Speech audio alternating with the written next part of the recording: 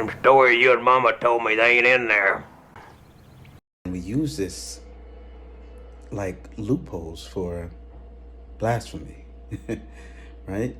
Um, so if this is your first time here, I did a previous video talking about when I was younger, the stories that I would be told about what happened in the scriptures and how they were embellished upon and, quite frankly, not true. They were just lies in some area of the story, and how that's an opportunity to blaspheme. We'll get back to that, but let's actually read Acts chapter 9, and I'll stop at maybe verse 8, okay?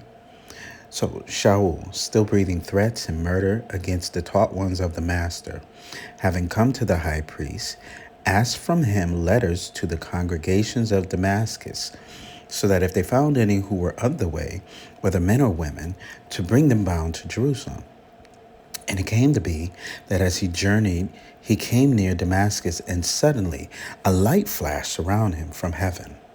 And he fell to the ground, and he heard a voice saying, Shaul, Shaul, why do you persecute me? And he said, Who are you, master? And the master said, I am Yahusha, whom you persecute. It is hard for you to kick against the prods. Both trembling and being astonished, he said, Master, what do you wish me to do? And the master said to him, Arise, go into the city, and you shall be told what to do. And the men journeying with him stood speechless, hearing indeed the voice, but seeing no one. And Shaul arose from the ground, but when his eyes were open, he saw no one. And leading him by the hand, they brought him into Damascus. So make sure you go back and read that whole chapter, chapter 9. And I just want to point out in chapter 13, verses 9 and 10, it talks about Shaul, and it says how he was also called Paul, or he is also Paul, depending on where he was. But I bring all that up to say that in that story, what I was told is that Yahusha said to him, I'm changing your name from Saul to Paul. This is what I was told, but it doesn't say that.